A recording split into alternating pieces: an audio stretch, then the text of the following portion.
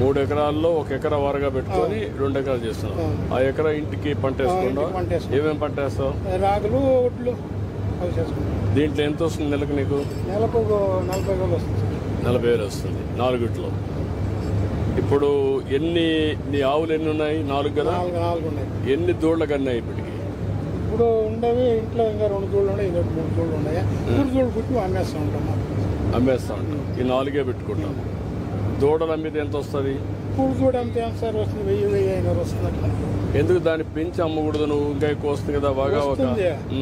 ఏ సైకి మేత సౌకర్యం ఉండలే కదా. ఇద్దరు మనిషి ఇద్దరు కాబట్టి చిన్నప్పుడు అమ్మేస్తాం. ఎవరు కొనుక్కోబోతున్నారు అవి? ఎవరు ఇట్లా సంతలో వ్యాపారస్తులు కొనుక్కోబోతున్నారు. ఎందుకు దాన్ని ఎందుకు ఇక్కడ కాఫ్ రేరింగ్ ఒకటి పెట్టి ఇక్కడ పుట్టిన కాఫ్ కొంతమంది ఏం చేస్తారంటే పెంచలేక అమ్మేస్తారు. అది ఒక ఏజెన్సీ పెట్టి వాళ్లే పెంచుతారు. పెంచి ఇక్కడే రొటేషన్ చేస్తాం. అప్పుడు ఈజీ అవుతుంది.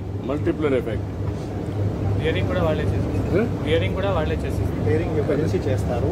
తర్వాత వాళ్ళు ఒక వ్యక్తికి అమ్ముతారు. వాళ్ళకి ఇన్కమ్ ఎక్కువ వస్తుంది. మనం ఏంటంటే ఇక్కడ పుట్టేటివన్నీ బయట పోతాయి, సంతలో అమ్మేస్తారు వెళ్ళి. పాపం ఏంటంటే ఇప్పుడు ఇతను కేస్ స్టడీ తీసి వేరే ఇంటరాక్షన్లో వచ్చే లాభాలు.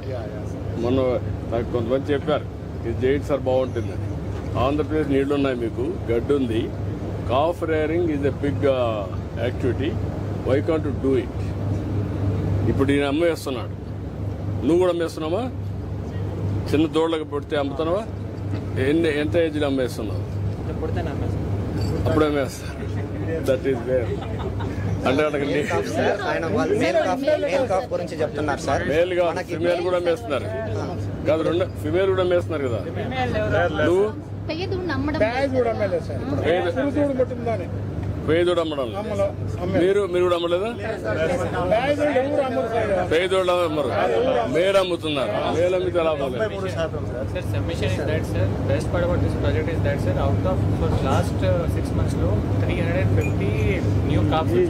ఇప్పుడంతా పేదోళ్ళు వస్తున్నాయి కదా.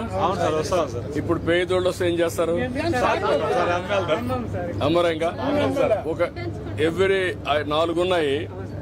4కి 14 నెలల 18 నెలల సైకిల్. ఎన్ని రోజుల సైకిల్? ఒక 18 మంత్స్ కాదు, మళ్ళా రీప్రొడక్టివ్. ఇది ఒరిజినల్ కౌ 1 ఇయర్ కదా సైకిల్ సార్. 3 months కి మళ్ళీ హీట్ వచ్చేస్తుంది సార్. 3 months కి ఎవ్రీ 1 year కి ఎవ్రీ 1 year కి ఒక కాఫ్ వస్తుంది.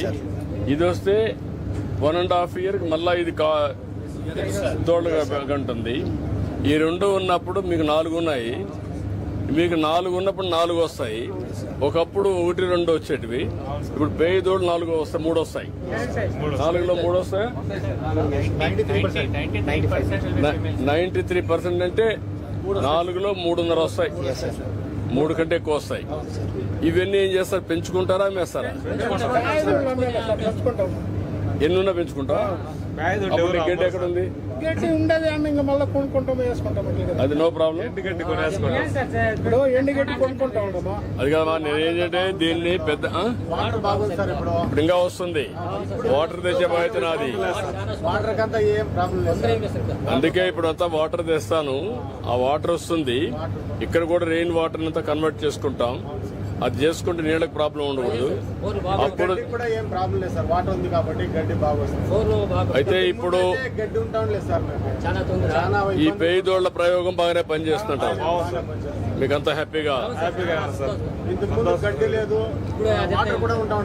కరెక్ట్ గా 2030కి ఇప్పుడు 5,20,000 లీటర్లు ఉంది. 10 లక్షల లీటర్లు మన దగ్గర కావాలని. ప్రతి ఒక్క ఇంటికి ఒక అసెట్ కింద ఇది ఒక యాక్టివిటీ కింద పెడదాం. ఇక్కడ ఉన్నవి కూడా సార్ అన్ని 9 days నుంచి 30 days సార్. ఇక్కడ ఉన్న కాఫ్స్ అన్ని మొత్తం 400 కాఫ్స్ మనకి పుడితే 380 ఫీమేల్ వచ్చాయి సార్. సెక్స్ హార్టెడ్ 9 days నుంచి 35 days సార్. చెట్లు కావాలి సార్, చెట్లు కట్టిస్తున్నాం. అదే వర్కౌట్ చేసాము, చేస్తున్నాం. 2 లక్షల్లో ఆవులు 1 లక్ష చేశారు సార్. 90% రిట్రీవల్ రేట్ ఉందండి సార్. గోదావరి 90% సక్సెస్ రేట్స్ ఏది గోదావరి సార్ ఇందాక చెప్పింది మీరు. 90%. అంటే వాడు స్కాన్ చేస్తే 90% కౌస్ని ఐడెంటిఫై చేయగలుగుతుంది, ఇంకా 10% ఐడెంటిఫై చేయలేకపోతుంది. ఎందుకంటే అతని సర్వర్ కెపాసిటీ కొద్దిగా పెంచుకోవాలి అతను. ఎంత కాస్ట్ ఎంత అది?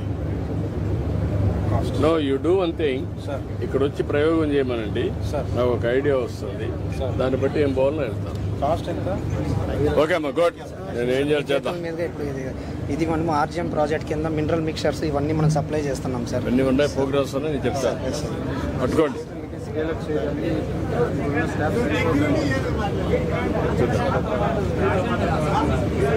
Thank you. ఇప్పుడే స్టాఫ్ కంటే కూడా అగ్రికల్చర్ డిపార్ట్మెంట్ చేంజ్ చేసుకోవాలి.